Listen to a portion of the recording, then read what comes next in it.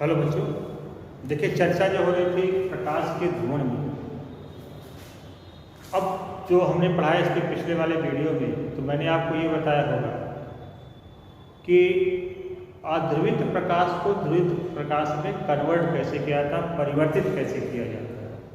तो इसके लिए दो पहला रूल आपको बता दिया था, परावर्तन, और उसी परावर्तन द्वारा में रूल में ही एक नियम है बूस्टर का नियम।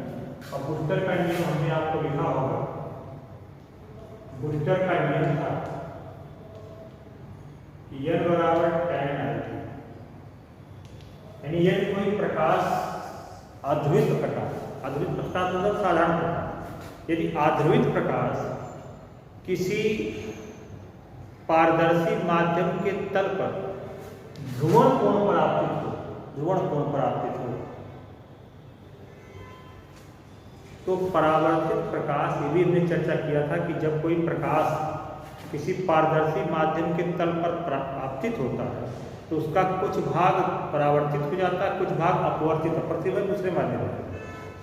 ठीक है, तो यदि कोई प्रकाश किसी पारदर्शी माध्यम के तल पर ध्रुवण कोण यानी IP पर आपतित हो तो परावर्तित प्रकाश पूर्णतया समतल ध्रुवित होता है, जिसके कंपन कागज के तल के लंबवत,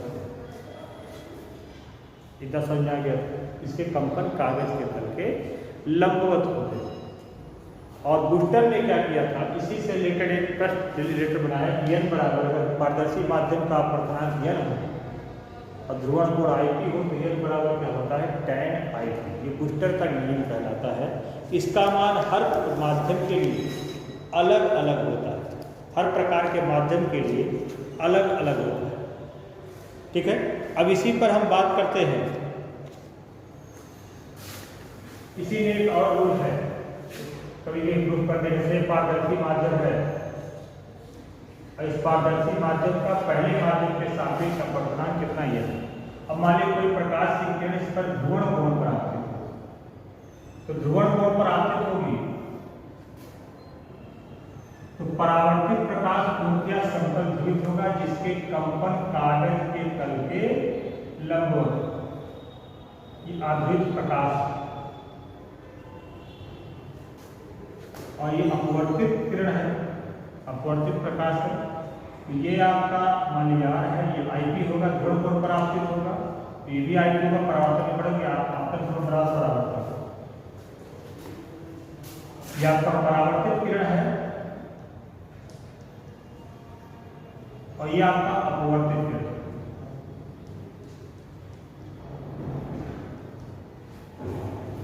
पहले माध्यम के सापेक्ष दूसरे माध्यम का अपवर्तनांक कैपिटल स्मॉल n माना हुआ है। तो बूस्टर का नियम कहता है N बराबर tan I। अब थोड़ा सा इसमें और ध्यान दीजिए, अगर इसमें पहले माध्यम के सापेक्ष दूसरे माध्यम का अपवर्तनांक n हो तो स्नेल के नियमानुसार, स्नेल का नियम लगाया जाए तो N बराबर क्या हो जाएगा, sin IP बटे sin I। पर बूस्टर के नियम से एक फार्मूला होता है, परंतु N बराबर क्या होता है, बूस्टर का नियम tan IP का मतलब हो जाएगा sin IP बटे cos। इक्वेशन नंबर 1 और इक्वेशन नंबर 2 हो गया। दोनों इक्वेशन को ध्यान दीजिए, दोनों ही n के बराबर है। अतः sin IP बटे sin I बराबर sin IP बटे cos। देखना sin IP से कट जाए, क्रॉस मल्टीप्लाई कीजिए तो cos IP बराबर sin। इसको थोड़ा सा सही लिखिएगा, cos को लिख सकते हैं sin 90 माइनस IP, सही लिख सकते हैं, इक्वल टू क्या हो जाएगा, sin R। दोनों ही साइन कट जाएगा तो 90 माइनस IP यहां लिख देते हैं, सबसे बढ़िया रहेगा। यहां देखिए cos IP है, तो cos IP को मैंने क्या लिख दिया, sin 90 minus IP equal to हो जाएगा sin। तो साइन कट जाएगा, 90 minus IP equal to R, या 90 इक्वल टू हो जाएगा R प्लस IP। कहने का मतलब IT plus R equal to हो जाएगा 90। कहने का ये मतलब हुआ कि अगर कोई प्रकाश, आध्रुवित प्रकाश किसी पारदर्शी माध्यम के तल पर ध्रुवण कोण पर आपतित हो तो देखना परावर्तन कोण अपवर्तन कोण का जो योग होगा वो 90 डिग्री। ध्यान से समझिएगा, यानी IT और R का मान 90 है और देखिए टोटल 180 होता है, ये दोनों 90 हो गए तो बाकी ये जो बचेगा वो कितने डिग्री का हो जाएगा? 90। कहने का मतलब ये हो गया कि अगर कोई प्रकाश किसी पारदर्शी माध्यम पर ध्रुवण कोण पर आपतित होगा तो परावर्तित किरण और अपवर्तित किरण परस्पर लंबवत होंगे। यानी परावर्तित किरण जो होगा अपवर्तित किरण परस्पर क्या हो जाएगा? लंबवत होगा। ये कभी कभी प्रूफ करने को आता है कि सिद्ध करो कि ध्रुवण कोण पर आपतित जब ध्रुवण कोण किसी पारदर्शी माध्यम पर आपतित होता है तो परावर्तित किरण और अपवर्तित किरण परस्पर क्या होते हैं? लंबवत होते हैं। ये था परावर्तन द्वारा प्रकाश का ध्रुवण। आपको केवल ब्रूस्टर के नियम चलने, ये तो अलग पार्ट, उसी का एक पार्ट है। आप प्रकाश का ध्रुवण आएगा तो आप वही लिखेगा जो ब्रूस्टर के नियम को लिखेगा, और कभी कभी ये अलग से सिद्ध करने को आता है, ये अलग अलग। अब इसके बाद आता है अपवर्तन। अपवर्तन द्वारा कैसे हम प्रकाश को आध्रुवित प्रकाश को ध्रुवित प्रकाश में कैसे कन्वर्ट करते हैं ये समझ लेते हैं।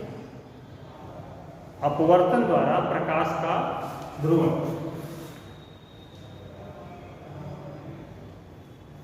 अपवर्तन द्वारा प्रकाश का ध्रुवण, अब इसको कैसे करते हैं तो ये थोड़ा सा मिलता जुलता है। जैसे मान लीजिए कोई कांच की प्लेट रखी, शीट रखी, इसका अपवर्तनांक m और इस पर कोई प्रकाश, मान लीजिए इस पर कोई प्रकाश है, ये ध्रुवण कोण पर आपतित है।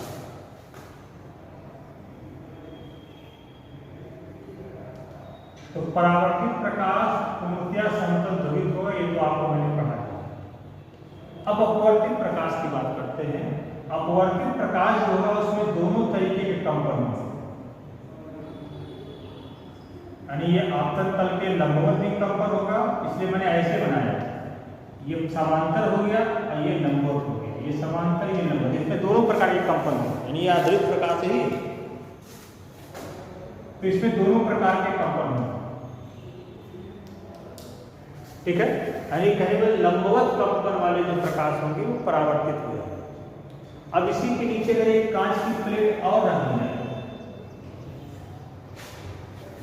तो जब प्रकाश, ये भी आध्रुवित ही है, दोनों प्रकार कंपन हो रहे हैं तो आध्रुवित हो, तो इस पर जब पड़ेगा तो इसका कुछ भाग परावर्तित हो जाए,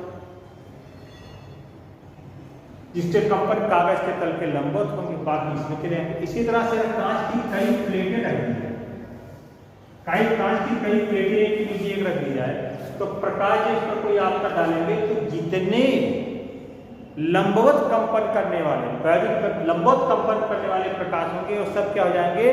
परावर्तित हो जाएंगे। तो बचेगा क्या? केवल कागज के तल के समांतर कंपन करने वाले प्रकाश बचेगा, और इसमें भी कागज तल के समांतर कंपन वाले प्रकाश बचेंगे। इसमें एक दिशा में कंपन हो रहे हैं तो ये प्रकाश क्या हो जाएगा? ध्रुवित।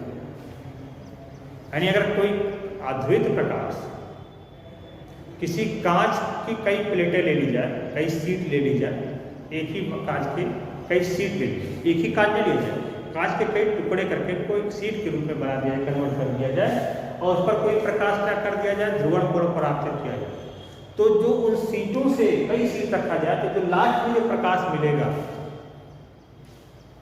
उसमें केवल एक ही प्रकार का कंपन होगा। कौन सा कंपन होगा? कागज के तल के समांतर कंपन। बाकी जो कागज तल के लंबवत कंपन वाले प्रकाश होंगे वो सब परावर्तित हो जाएंगे, तो निर्गत प्रकाश जो होगा वो पूर्णतया समतल ध्रुवित होगा। ये समतल ध्रुवित प्रकाश प्राप्त करने की दूसरी विधि है अपवर्तन। ठीक है, अब तीसरी विधि आती है। तीसरी विधि से पढ़ने से पहले एक शब्द होता है द्विअपवर्तन। द्विअपवर्तन एक शब्द है कि कुछ क्रिस्टल ऐसे होते हैं, इसमें एक शब्द है द्विअपवर्तन। तो द्विअपवर्तन क्या होता है?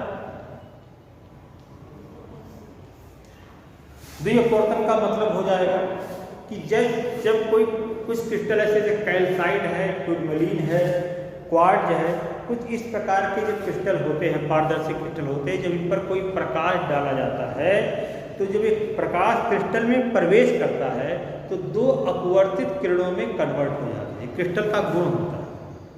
जैसे कैल्साइट, क्वार्ट्ज और टूरमैलीन, ये क्रिस्टल ऐसे होते हैं कि जब कोई साधारण प्रकाश इस पर आपतित होता है तो क्रिस्टल में जैसे ही इंटर करेगा ये दो अपवर्तित किरणों में कन्वर्ट होगा। उनमें से एक किरण जो होती है वो अपवर्तन के नियम का पालन करती है, उसको साधारण किरण बोला जाता है, ऑर्डिनरी रे। और जो दूसरी किरण होती है वो अपवर्तन के नियम का पालन नहीं करती है, इसको बोला जाता है एक्स्ट्रा ऑर्डिनरी किरण, असाधारण किरण, एक्स्ट्रा ऑर्डिनरी रे बोला जाता है। यानी जब प्रकाश की किरणें कुछ पारदर्शी क्रिस्टल जैसे कैल्साइट, क्वार्ट्ज, टूरमैलीन आदि पर आपतित होता है तो जब प्रकाश उसमें इंटर करेगा तो दो किरणों में बढ़ जाएगा, दो परावर्तित किरणों में बढ़ जाएगा। उनमें से एक किरण ऐसी होगी जो प्रकाश के अपवर्तन के नियम का पालन करेगी, प्रकाश के नियम का पालन करेगी, अपवर्तन के नियम का, उस किरण को क्या कहते हैं? साधारण रे, ऑर्डिनरी रे बोला, साधारण किरण या ऑर्डिनरी रे। और दूसरी जो किरण होती है वो प्रकाश के नियमों का पालन नहीं करती, अपवर्तन के नियम का पालन नहीं करती है, तो इस किरण को क्या बोलते हैं? असाधारण किरण, यानी एक्स्ट्रा ऑर्डिनरी रे बोला जाता है। तो इस गुण को क्या कहते हैं? द्विअपवर्तन कहा जाता है। और क्रिस्टल को कैसे क्रिस्टल को कहते हैं? द्विअपवर्तक क्रिस्टल कहा जाता है। आगे समझे। अब आता है कि द्विअपवर्तक क्रिस्टल द्वारा प्रकाश का ध्रुवण कैसे किया जाता है या ध्रुवित प्रकाश कैसे प्राप्त किया जाता है, तो ये चर्चा कल होगी। तो आगे कल बताया जाएगा। धन्यवाद।